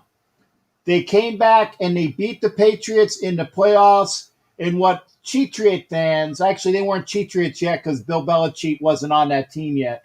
But the Patriots will always say, well, the Tuck Rule game is because you guys had the Sugar Bear Hamilton game where Sugar Bear hit Stabler and that 15-yard penalty, yada, yada, yada, fuck you, fuck you, fuck you. Fuck you, fuck you, fuck you. But that team, the 76 team that won the Super Bowl 32-14 is definitely, and I think it was actually voted the best team ever when they had those polls. It even beat out the 72 Dolphins. That the 76 team was that much better. Yeah, but you know what? Look at every one of our Super Bowl wins was a domination, obliteration of our whoever we played. And we were the underdog in every one of those games. Remember that? Yeah. Oh, the Vikings are going to stomp them. Nope. Got your ass whooped. The Eagles are going to crush them. Not this year. And then the Redskins. Oh, John Riggins is the god amongst men, and they're going to destroy the Raiders. They got freaking smacked. We have never won a Super Bowl without completely dominating and destroying and crushing the teams we played. And the last time we went to the Super Bowl, we actually were favored in that Super Bowl, and look what happened. We got our ass kicked.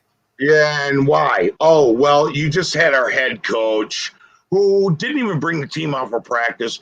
It's film study on the Raiders because they're not going to disguise their shit. And that's what happened to us in 2002. It was horrific. And Jerry Rice and Tim Brown both said they were mad as hell about that shit. Barrett Robbins going. Oh, we're going back to that year. Yeah. Barrett Robbins with his difficulties, okay, I will call it difficulties, Mental health. checking out and having one of his episodes caused the other things to go down but what OG was talking about with Rice and Brown, how Callahan didn't do any of the changes. That was also the last time a Super Bowl was 1 week after a conference championship game. There's always been that 2 week period. That was the last time they had it 1 week afterwards. So there wasn't that opportunity to do a bunch of the changing. Barrett checking out was horrible. And I'm telling you this, folks, the last time the Raiders played the Buccaneers, I'm glad I can use the F word, the season before, with primarily the same exact personnel on each team. They beat them 45-0, and it was because they had a running attack. Yeah. A running attack which kicked their ass. And then because Callahan said, well, we're gonna dance with the woman that we brought to the dance, or whatever the fuck his comment was, didn't change a bunch of the calls or the signals or anything like that. And because Gruden basically did like a whole week of, I'm going to play Rich Gannon, and this is what you look for, any other team, we will kick the Eagles' ass if we would have played the Eagles. The Bucs would have lost to the Titans had they played the Titans. So that was the only game that they were going to win was against us. Hey, I have a brother who's a sucking ears fan. Right? And we put up the first 3 that game, right? Yes, we had a interception by Seawood. Yep, and Seawood and James were both playing with iron in their legs. Yep. Okay, got an interception, couldn't do anything for it. Got 3 points, and it was downhill from there. Yep. I have a brother who's a sucking ears fan, and I have to have this fight with him once a week. Callahan was a piece of shit. Yes. He came in and said, we're going to change up our scheme, show them a different thing, blah, blah, blah. They practiced it for 5 days. And then he went back in and went, no, we're going to change it back. Yeah. And that's why Tim Brown and Jerry Rice were furious with him. They called him out on it afterwards. And that's what took so long for Tim Brown to get into the Hall of Fame, because if it gets Timmy mad, and it takes a lot to get him mad. Mm-hmm. I was there when they used to have Raider Mecca tours of the headquarters in Oakland. I was at Raider Mecca where they had Tim Brown and Phil Villapiano as the guest speakers, and that was the first time that Tim Brown stated that Bill Callahan threw the game. And people, that was the very first, I was there for the very first time that he said that. It was on video. And we have it on video somewhere. That was before it went out again and again at how Bill Callahan threw the game for Gruden. Okay? We were there for the very first time that Tim Brown gave that dissertation. And it was Tim Brown, it was Charlie Garner, and it was I don't necessarily think Rice was in on, but it was Tim Brown and Charlie Garner were the main two guys that called Callahan out for being a fuckhead. Yep. Deli says, quick question to talk about Aaron Rodgers being so good and winning the Super Bowl without the GOAT C. Wood. Would it have never happened? The truth. Okay, so C. Wood missed the second half of that game. I was gonna say Seawood played with a broken collarbone. Yeah, he broke his collarbone. He wasn't in the second half of that game. No, not at all. The Packers had a fantastic team that year. They had a fire team that year. And remember, the Packers were down at the first half because I was watching that, and I remember where it was. Pittsburgh, right? No, well, I would say I was in Fredericksburg, Virginia. But they beat Pittsburgh. They beat Pittsburgh. They were losing to Pittsburgh at the half, and I hated every minute of it because I was at a Hooters, and I was watching the game at the Hooters, and I had a belly full of fucking Steeler fans. There's a shit ton of Steeler fans in Virginia. Okay, I'm letting you guys know that.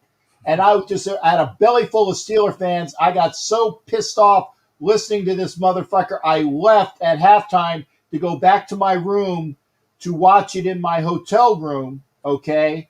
And that's when I wish I could have went back to the Hooters and went right up, fucking face to face, grill to grill with that motherfucker. But with them titties. Left. Oh yeah. They would have had a. Well, you got to understand too. I mean, before the game, everybody's doing the "Where's Barrett?" Like, Barrett Robbins was, where the hell was he? He was in Tijuana, Mexico. That's your starting center. That's got to mess things up a little bit for your offense right off the bat. And unfortunately, and again, all pro center at that. And unfortunately, people keep asking me. I said I have been told something in confidence of what ignited Barrett Robbins. I will not say it on any publicized anything out there in video. I'm sorry, but I work analysis for the government. So when you get information in confidence, you keep it in strictest confidence. And I've heard the reason why that Barrett kind of had his episode, and it makes sense. That's all I'm going to say. It makes sense. And it's unfortunate that it happened. All right, Skipper. Well, I had a top secret clearance in the Navy, I don't give a fuck that you have a top secret clearance. I used to have a top secret clearance in the Navy, and I know what you mean by what. I was just trying to sympathize, but if you're going to be a dick. Yeah, I'm going to be a dick. No, dude. Seriously. I had a top secret clearance. I know what you mean by that. Like, you keep that information. Yes. And it goes to the grave with you. Right. In that estimation, like I said, and I appreciate that there, Daniel. I was fucking with you too. But, when you know us, like, for example, and I will say this as well, I have had the privilege of being with John, who did the book John Kingdon is a very good friend of mine, and I've had breakfast with John a couple different times, and listening to John Kingdon tell me stories that won't be in print, that is a gold mine of information, and just the knowledge that I have that it's remarkable. Hearing from John Kingdon, all of this wonderful things that y'all wish you could know. It's why I like to, and I'm sure Daniel likes to impart anything that we are allowed to say, we will. Anything we are allowed to say, we will. But trust me, folks, there's a lot of good shit up here that we can't let you know about. Well, I can neither confirm nor deny the presence of nuclear weapons aboard my vessel. Yes, sir. Let me tell y'all something, man. I think that you guys both have the knowledge to have the 2 top Raiders YouTube channels, period, point blank. I mean, you guys can talk about the present. You can talk about the past. You guys have intel with other shit because you guys been around. You've been around, traveled. Cap, I know you've been around. You travel to games. You do this. You do that. Man, continue to just kill it, man. Continue to kill it, man, because we here for it. We are here for it. Like I want to sit back and be like, I don't want to do nothing for the next 2 weeks. I just want to watch y'all channels. Well, I appreciate that. It was funny. I had a chance to meet Mitchell Renz when I was in Austin for the softball tournament, and he walked right by me. It's like, I don't know who you are. So, and Mitchell Renz is a fantastic channel, and good on him for having all of those wonderful views that he has. Excellent softball player, by the way. He's definitely a ringer. And soft. You got it right. I'm gonna get on. No. I'm gonna get on Mitch's ass because of that, man. Pause. Okay. I don't like that. Say, when I was talking with him, and he had a couple of his buddies with him, with guys that are on the show with him, they are, dynamic players, definitely ringers, and they were the reason why DFW won that tournament. But I was talking to Mitch, and it's like, and I'm sorry, guys. I think that I'm pretty easy to recognize. Yeah. Whether I'm wearing pirate gear or not. If you can't miss this fucking mug, then you're not paying attention. Mitch is very very business savvy. He is. And again, so I aspire, and Daniel aspires to be as well known as Graphic and as well known as Mitchell Renz, and hopefully to be as dynamic with these channels. And we appreciate y'all coming over to our channels as well. I guarantee you, we will entertain you. And the other thing on my channel, if you're not calling in, then you're missing out, because I'm going to talk to you about what you want to talk about as well. And we'll do that. Let me tell y'all something real quick.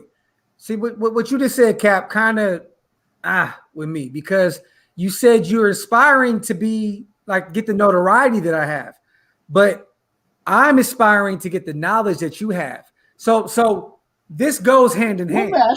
No. So, but understand though, I don't want you to think in your head like I'm awesome. Like my boys are coming to my platform to get views and this and that. I want to learn too. This goes hand in hand. You know what I mean? And shout out to my brother Mitch, because Mitch has my song as that's his show. My song is his theme song for his show. You know what I'm saying? Like, I've had him on the show a million times. That's my guy. But he also Mitch is about Mitch, and I'm not mad about that. Yeah, you know what I mean? And again, I don't know the gentleman personally. Personally, he's a good guy. But no, he's a very like I said, he's not all about full of it. He was talking to me, and but even though I can tell, it's like, you're just some old dude that's here. And again, and then there's nothing wrong with that, because again, very personable on a basic level. Hey, Cap, hey, you know what I'm gonna do? Tonight, I'm gonna text a picture of you to him and be like, bitch, remember this shit. This is my hobby. Okay. I don't care about any money, glory, or fame. I just want to teach the younger guys about the old days. It's good to know our history. nobody's going to ever fucking recognize me unless you look at the posters at the post office for Most Wanted. No, I'm just kidding. But realistically, I'm not in this for anything. I just want to get on my damn boat and sail. And if I can show you something along the way, if I can just get my Starlink and show you guys like, hey, there was this guy. He did this. That's what I want. Yeah, That's what I want. I just want to show you the old Raiders and why I love them so much. No. I'm digging that. Hold on. If anybody can make this happen, I'm doing it. The next OG show, Mitch is coming on, and he's going to listen to this Raider history. I'm getting Mitch on the show. Everybody in the comment section. Understand this. I'm getting Mitch on the next OG show, and these guys are going to break down what the fuck Cliff Branch means to the Raiders. Yeah, but then we're going to have those ball deodorant commercials, right? But I'm going to be the one. But I'm going to be the one doing the breaks. I'm going to be like, look. Okay, Mitch is going to bring the ball deodorant commercials. We got to watch that shit. Oh, hey, the new ball polishing balm. Yeah, so we can have the two old guys in the middle, and then the two younger, good-looking guys on the outside. So we'll be the meat in the sandwich, right? Nah, look. We the three look good-looking. That sounds a little fucking weird, man. Hey, that was a little Uncle Creepy. we're Lester the molester. Okay, this shit's gonna go inappropriate again. Hey, but Cap, I'm gonna call my brother, man, because I talk shit about Mitch, but that's my guy. I promise you. Yeah. And again, nothing bad to say about him. I know that, Cap. Yeah. I know, bro. Trust me. Everything you said it did not come off as bad at all, King. That's my guy, and I just know that Mitch, when he's out and about, he's about business, and I don't think he meant any harm. I don't think he really, that's what I'm saying. It's like to Mitch, I'm sure it's just like, oh, well, there's this old dude that's out here doing, and I was supposed to do a broadcast from the show. Yeah. But they didn't have the equipment there, so I pitched in and was an umpire. And this was right after I got out of the hospital. Remember when you gave the show and I was in the hospital? The next weekend, I'm out there doing a softball tournament, and after heart surgery, and I have all of these fucking people on my ass because I'm the umpire at first base, which basically I called all the other things because the umpire behind the plate was calling balls and all the other shit, but I was calling it. And everybody's on my ass because I was making this call, that call, the other call. And, so everybody was on my, and I'm like, and I lost it twice. I said, listen, motherfuckers, I just got out of the motherfucking hospital. Y'all can kiss my motherfucking ass. Talk! You know what? I want Dick Vitale and I want Jack Kenna to come on. I want to hear these guys too, because Dick Vitale and Jack Kenna, they're old bastards like us. Yeah. And I'd love to have them come on. Yeah, Dick for sure. And Jack popped over on did some comments on my show. Love the things that you guys do, and come on over and be with us anytime. There we go. But like I said, I want to mingle you guys. I want to intermingle you guys with all the new guys as well. This is the way that we all figure each other out and we all understand each other, man. So, I'm going to call my brother Mitch. Mitch is in Vegas right now. Shout out to my brother Mitch. He went out to Vegas for business, but he flew his mom out there for her birthday to be out there with him. Nice. That's big, man. Shout out to my guy, man. All right. Well, if we're bringing new guys on, okay, there's certain new guys I've been following. Like I've always been supportive of Andy, but I see Nate, like that. I love this kid. He's soft spoken, but he puts out the information. And the kid, I went on his show the other night and just made a comment. He plugged me, and I was like, "Damn, who? Yeah, he plugged my channel. I'm like, who are you talking about? Icy Nate. I love that kid. Man, come on, man. Icy's the GOAT, man. And I got to throw some love out for Watts as well. Yeah. Watts Raider. Watts Raider, great guy as well. And I rate the tape. And then you get the other guys that are more big time, like Honcho. Honcho is hilarious. Honcho, I don't miss. My wife will start doing hey boys, it's Raider Honcho. It's like, damn. She starts doing an impersonation of Raider Honcho. Like, she loves Raider Honcho. I told Honcho, right? I did a video one day. I never put it out. I did a video of all Raider content creators' intros. Every one of them. You know how I do my skits? Yeah. So I was like, it's your boy Raider Honcho.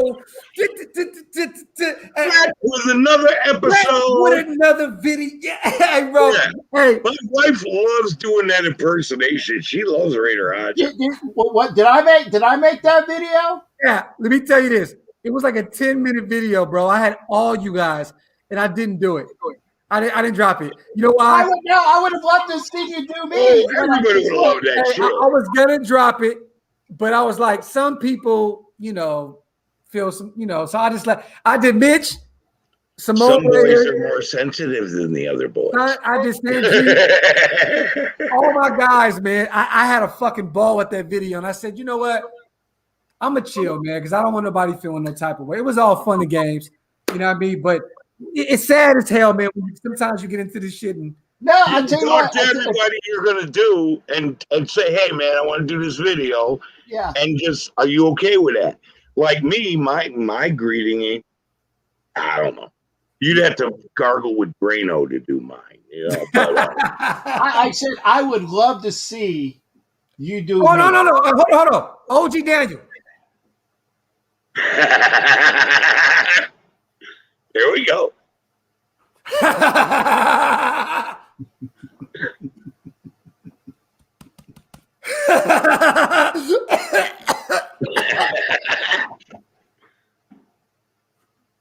That's all I got. That's all? Not Hey Raider Nation. This is OG Daniel. That's all I got. Any other questions out there as well? Make sure you guys keep them coming. Yeah, man, we love you guys.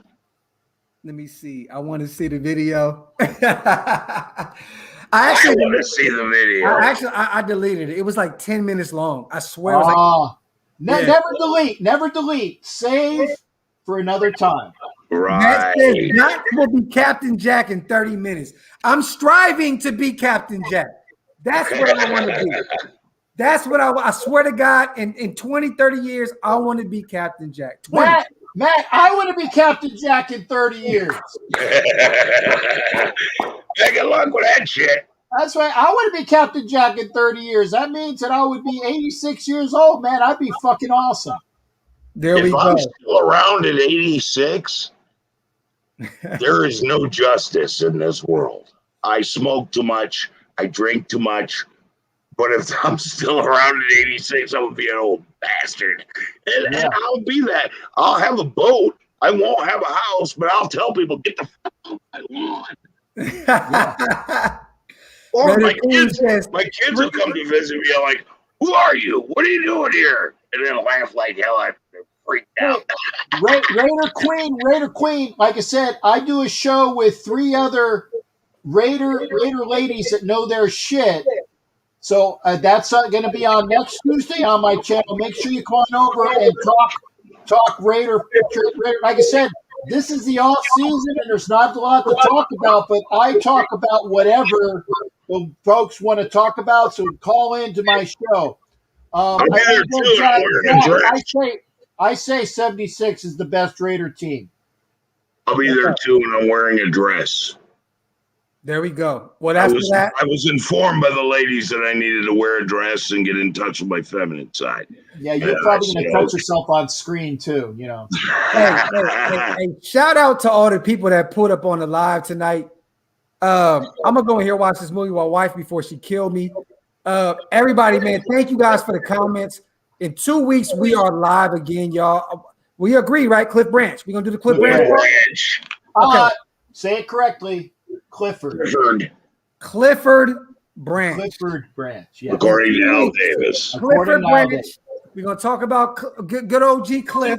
And I want you guys all, man, to stop what you're doing right now. Subscribe to my brothers, man. Subscribe to Captain. Subscribe to the, man, look, OG channel is about to be lit too. The Chronicles of the Blackhole. Captain Jack Rackham. Please go subscribe to my guys. We're going to keep this show going every 2 weeks. And I have a fucking ball with this show, man. It's so much fun, man. For real, for real. I love you, brothers, man. I appreciate you guys for coming on and talking this shit and putting us young guys up on game. I learned a lot tonight, and I'm looking forward to 2 more weeks, man. But you know what? One thing about Cliff, I know a little bit more about Cliff than I knew about these last 2 guys. In which, don't get me wrong, I'm a fan of both the shows we've done, but I got a little more intel on Clifford. Yes. So we're gonna have a ball with that, man. But I appreciate you guys. Subscribe to all of our channels, man. Man, great fucking show, man. Great show. I will be back Saturday, I believe. Friday, we're doing the NorCal Coalition show on Andy's channel. Next week, we're back. I got a home game for the NorCal Coalition show. But other than that, man, follow my guys, man. May I say one thing as well? Supporting this graphic. You said NorCal Coalition, and that reminds me that I want everybody out there to say prayers for NorCal Raider Rick. Yes, who is coming home to hospice. He had brain cancer last year that we did a benefit for him as well. Yes, he was kicking around for a while, but as of right now, NorCal is not going to be. And I'm sorry to say, but I'm being honest. NorCal is not going to be around too much longer. So if you know him, go over to his Facebook and I'm not sure if he's on Instagram or not. But please keep NorCal Raider Rick in prayers. He's not going to be with us too much longer. But he is on Facebook. So if you guys are on Facebook, right, go over there and support. Get some support because again, I wear my pirate gear, and I love the fact that when NorCal was wearing his, and somebody was saying, because I didn't realize this at the time, they said, and I didn't know him, and they said, hey, some motherfucker's dressing like you out in California. And I was like, what? He goes, yeah, some motherfucker's dressing like you in California. And I was a little hot to begin with. I admit it. I was a little hot because people were saying that I ripped off Oaktown and farthest from the truth because I never knew about Oaktown and I were a good simpatico. But Rick called me up and said, hey, Captain Jack, I want you to know that this is not as a slight to you. This is not anything against you. This is not that I'm trying to emulate. I said, I respect everything that you've done. And I have my own persona that is a pirate. And I said, and once we had a chance to talk, man, it was all good. It was all good because there's a lot of pirates out there. Okay. Yeah. But I got the wrong information, and fuck the motherfucker that told me the wrong information. I don't no longer hang out with this person anyway. But once I had a chance to hang out with Rick and talk to him, and we have some great pictures together as well. There is no finer, wonderful gentleman, and we have pictures of us in his garb and my garb, and fantastic. That's why when you mentioned NorCal, I had to remember. No, it's all love. Keep him in your thoughts because again, he's going to be going to a better place real soon. Shout out to NorCal, man. My prayers are with him and his family. And if any of you guys, we're going to be a little light on this. If any of you guys want to try and look like me, you can't because I'm too sexy. You feel me? On that note, man, what we're going to do is, I'm too sexy for my shirt. Suicide prevention, man. If you're trying to look like me, you might want to get some therapy. Shout out to my brother Slater Squid, man. Suicide prevention lifeline. Man, look, man, the numbers on the shirt. It's okay. Help Mondays. Okay. Huh? It's okay to not be okay. Yes, and mental Yeah, health. but you know what? If you try to emulate me, you look like Shrek with a can. Mental Health Mondays will be back next week. So we'll have Squid on, and we'll try.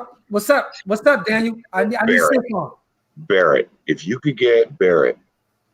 Ooh. If you could get Barrett. Coach O, yes, I know about the Heidi game. By the way, Heidi is spelled wrong. If you could get Barrett Ooh. on your Mental Health Monday, You get the idea, OG. if we could get our ex center on, or Toddy M. If you could get either one of those guys on, dude, I'm on it. That's value. I'm on it. Raider Kojo, my brother, I appreciate the donation, King. And yes, you already know, the OGs already know all about the Heidi game in 68. One more time, man.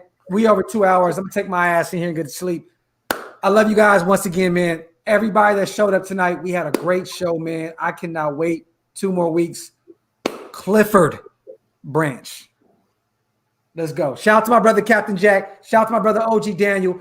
Follow their channels. Subscribe to them channels. Captain Jack Rackham and OG Daniel's new channel, The Chronicles of the Blackhole. And while you at it, if you can, subscribe to mine as well, if it's cool. You know what I mean? You subscribe here and wipe them feet. Wipe them shits. I appreciate you guys, man. Love y'all, man. Have a great night, my brothers. Appreciate you too, man. 2-1, Holmes. Oh, wait. That's 2-1. Speed kills. Let's go. 2-1.